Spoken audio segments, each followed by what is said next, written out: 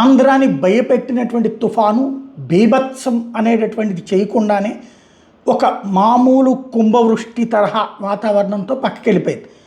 ఆ కుంభవృష్టి impact face చేసింది ఆంధ్ర. బట్ ముందు జాగ్రత్త చర్యలు తీసుకోవడంతో కంట్రోల్ అయింది.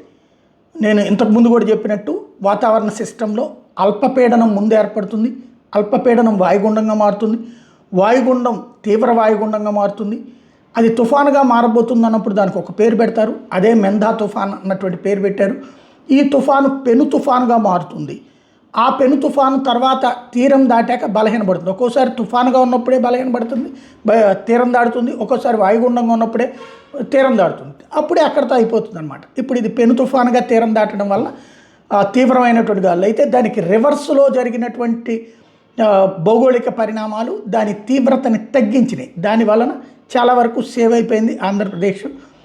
కొంతమేర నష్టం జరిగిన భయపడిపోయి వణికిపోవాల్సినంత స్థాయి కాదు.